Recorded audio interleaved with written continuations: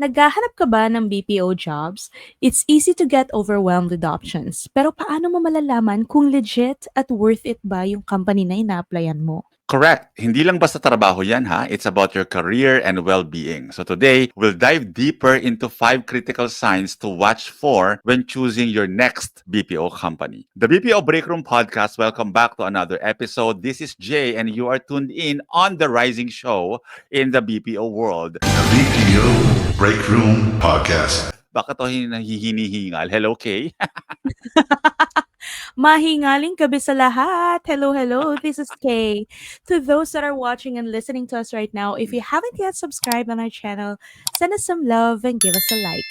Aside from Spotify and YouTube, we are now on Amazon Music and Apple Podcast at the BPO Breakroom Podcast. So yun na nga, Jay. I've talked to Ano people who yan? jump into offers kasi nga daw, Hmm. quote unquote, madaling pasukin. Tapos at the end, magugulat sila na may hidden shifts pala, maliit pala yung sahod. Nakaka-stress yun. Exactly. And that's why it's important to have criteria early on so you can avoid those surprises. And we'll walk through real examples and practical tips today. Now na, wala nang patumpik-tumpik pa. So let's start with the first sign. Ito yung tinatawag nating clear and transparent job posting. Now the red flag here is job postings that don't include salary or vague descriptions like competitive pay or good benefits. Ito pretty common to without specifics, right? Pero Jay, why do you think these matters? If the company is upfront, it means that they respect your time and expectations. So meaning to say, yung mga vague post na ganyan, like ang nalalagay lang nila is competitive salary, right? Good benefits, right? What exactly are those benefits? How much really is the competitive pay that you're talking about, right? Usually they hide conditions that can disappoint or that they know are unacceptable as well. So, meaning to say, if vague bang job post, should we run away agad? Ano bang magandang gawin dito? I-report nyo dahil, ipaban nyo, charot.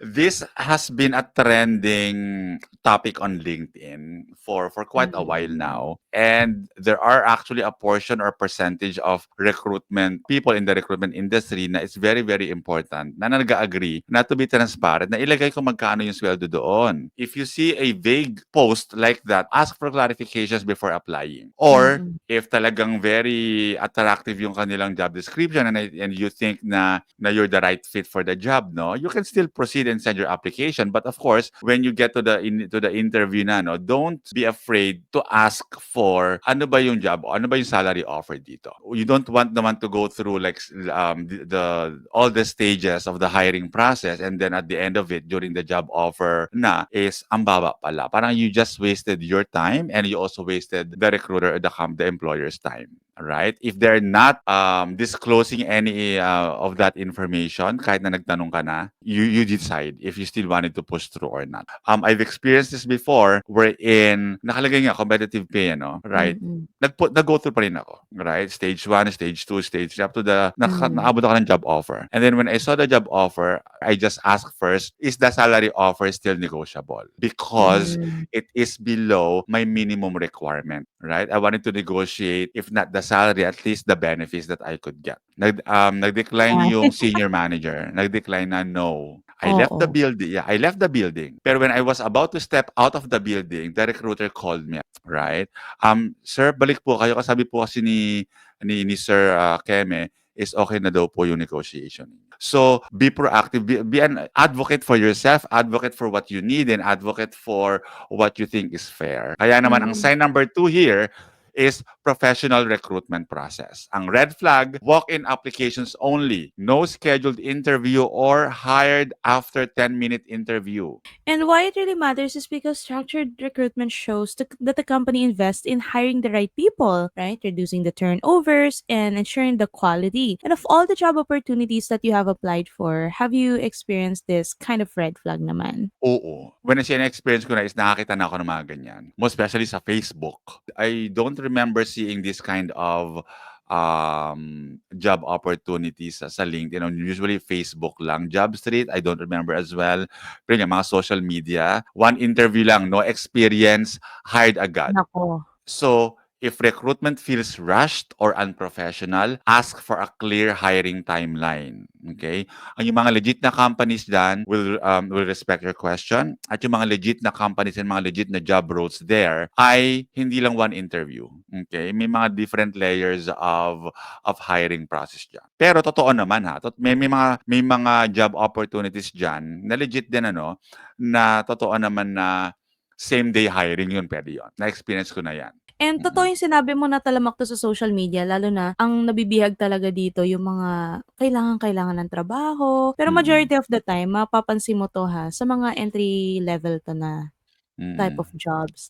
Pero Correct. kapagka mga leadership na or higher ups, talagang ibang level na. Dadaan talaga yan ng series of level of interviews. Even Mm. got to a point na may mga technical interview, depende din sa type of work, Mm. right? Guys, whenever that you're looking for a job, make sure to check din naman if, the company is properly scheduling the interviews with the HR or team leads, and Mm. if it has clear communication about the process and timelines, and then multiple interview stages or skills testing.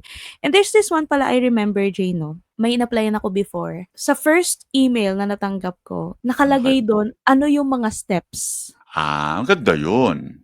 Oo, ano yung mga steps. So, you Mm. can be prepared, 'di ba? Tapos naglalagay pa Totoo sila yan. na if you want to learn about us, ganito, ganyan. And if you can also take a survey while waiting, mga ganon. And I hope na ganon din yung maging culture ng mga hiring managers, no? Hiring managers, you've also been in our spot, right? You also Oo, know how it hayop feels. kayo. Charot. Kaya naman ang sign number 3 here ay company reputation and online presence. Alright? Ang red flag, no online interviews or lots of negative feedback mentioning poor management or toxic culture. I can definitely relate to this, no? Online reputation gives you a glimpse into real employee experiences and culture. One thing pala that I would love to share is that because of me being desperate of getting a job, kumagat talaga ako sa ganyan. No Talaga. interview at all. Pero kasi project-based naman siya. Probably baka kasi startup company to, and Mm. baka they just really don't have any structure just yet. And I spoke to the client himself. After our Mm. first conversation, he just expected me to do the job. So, I grabbed the opportunity, and then I've edited some contents, ganito, ganyan. And then, parang after creating those, wala na ako narinig. Parang bigla akong iniwan sa ere. So, I thought, hindi kaya scam yun? Pero ikaw, Jay, do you honestly think that the online presence or reputation is really that important? For me, it's important, but let's also not deny the reality that there are other thriving startup companies out there that do not have the capacity yet to build their online presence. Kasi may mga companies out there na wala pa silang budget to scale their reputation online or digitally. Kaya ang kailangan nyo gawin dito ay research thoroughly. Okay? If many complain naman about the same issues is a warning sign to reconsider. The most common website that people go to, personally, I go here before even applying, is Glassdoor. You can see there yung mga reviews ng mga previous employees. Do not expect 100% na mabubuti ang mga sasabihin ng mga previous employees. Because again, iba-iba tayo ng preferences ng mga employees, right? May mga good, I don't think there's a perfect company, right? Meron talaga mga negative feedback dyan, pero which of the companies na may mga negative feedback na kaya mong i-absorb? And be careful din, guys, kasi there are some times na you would encounter yung mga fake reviews, because real reviews are very detailed, right? Mixed Correct. and personal. So be wary of the glowing but vague praise. So, yun lang Correct. naman. Kaya naman pause muna tayo ng very, very light to remind everyone to subscribe on this channel and hit that notification bell para lagi kayong updated sa mga fresh episodes namin. Ang sign number 4, reasonable job offers. At ang red flag dito ay salary offer below job market. Unclear work hours or no detailed benefits breakdown. This is my favorite sign, Jay, and everyone. True. I think naman lahat ng ating mga supporters would agree with me kasi this is the main reason why we look for job opportunities. Hindi nga ba? And reason Correct. naman kung bakit natin to pinapahalagahan is because the compensation and benefits affect our quality of life. So transparency means respect and fairness. Let's not waste time here. We're all adults, diba, Jay? What's your thought True. on the trending job offers nowadays? Ang trending job offers right now, I Ikaw ba think I ba? have reasons and I have facts to believe that companies that are offering work from home opportunities are abusing or taking advantage of that work from home setup to give lower pay. Kumbaga parang, o sige, di kung ayaw mo ng offer na to, di mag-onsite offer ka na lang. Kumbaga parang kung on-site offer is 15,000. Sa work from home offer is bababaan ng 12,000 or 10,000. Correct? O sige, kung mag-onsite ka, 15,000, you will not get 15,000 because magabiyahe ka pa, panggas mo or pang-commute mo, kakain ka pa sa labas and whatnot. So, yung 15,000 mo would probably go down to 8, 7,000 compared sa work from home na 10,000 flat sa'yo na yan. Yun ngayon ang pattern na nakikita ko. Hindi ko nilalahatan, hindi ko generalize, but this is just based on what I've witnessed and I've been witnessing right now, right? So it's really case to case basis, pero what you should be doing here is compare offers muna with market data. Okay? Ask Mm. for written details and don't accept vague promises. Ang job offers is not just about the salary ha. Also with the benefits. Yung mga benefits dyan kasi, iba-iba talaga per company. May mga companies na walang benefits at all. When I say benefits, yung benefits for you to go on paid time off or for the benefits na meron kang HMO or may mga allowance or may mga Yeah. work from home allowance, internet allowance, right? Those other benefits on top of the salary. Meron naman dyan na ang taas ng basic salary pero zero benefits. Totoo 'yan.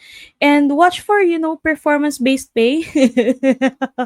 For me, Yeah. Jay, kasi if the base pay is too low, they hype commissions or bonuses, ask for actual payout averages, mga Mm-mm. gano'n.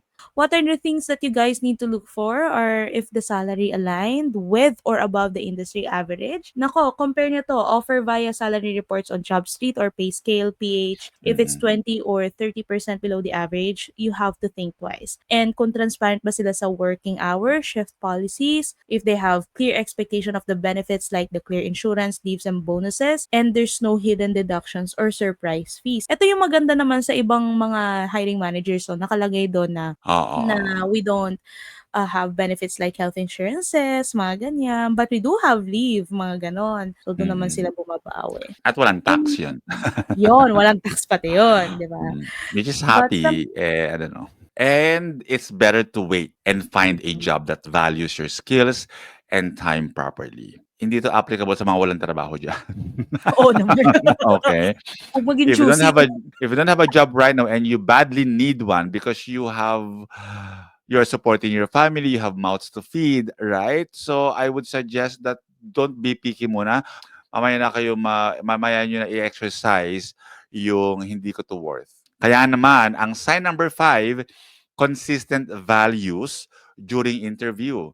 Ang red flag naman dito ay interviewers cannot clearly explain company culture, growth opportunities, or dodge your questions.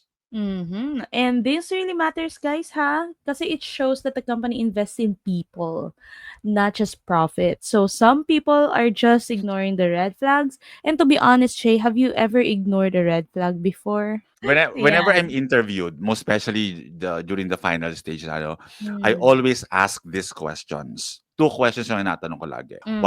What one thing do you wish to see change or changing in the current company culture? Second question, what does success look like in the job, in my role that I'm gonna be fulfilling? I never had the chance to ask those two questions.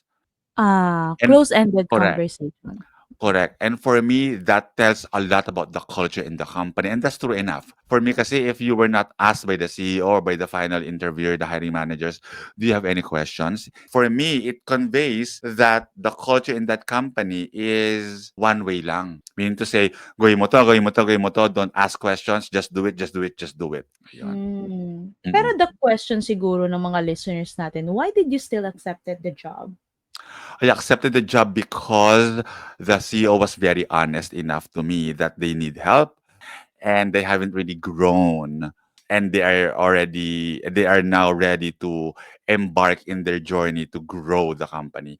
And I am a big fan of helping companies out to grow their program, to grow the companies and whatnot, right? And growth we did for the past 6 months, not just the revenue but grow their program, grow their to scale their business, because if it's growth for them, it also means growth for me. That's my mentality kasi. So I accepted it. So, lagi niyang tatandaan, guys, what are the things that you need to look for is that if the interviewer talks about the company's mission and values, Values, correct.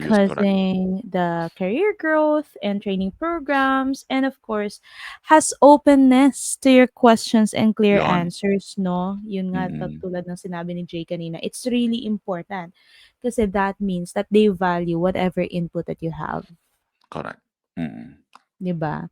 And I even remember one interview where they barely mentioned about the career growth. So for me, at that time, it already felt like a dead end role.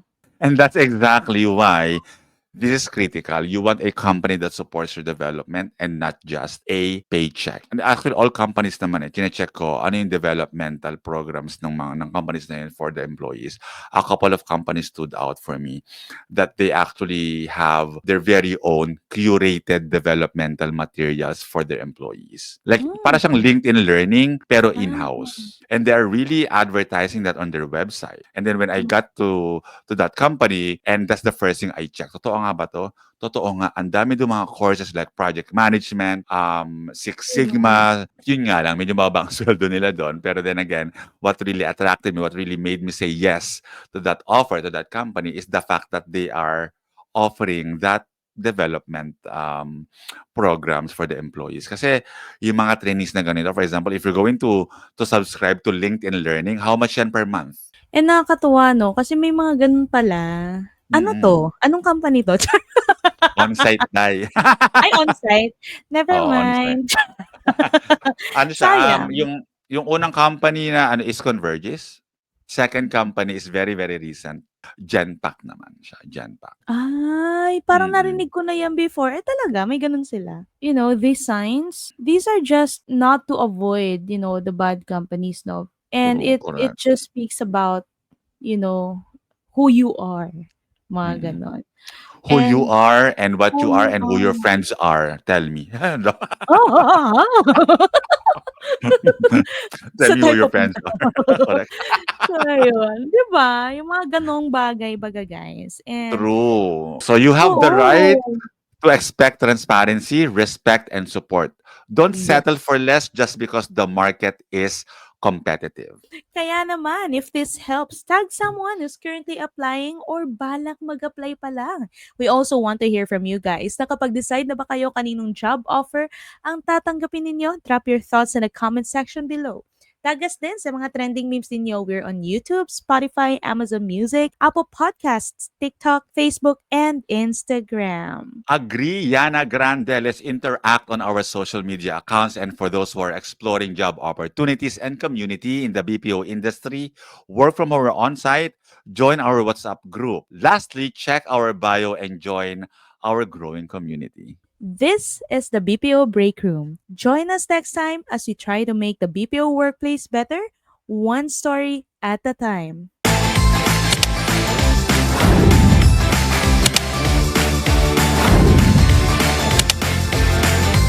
The BPO Break Room Podcast.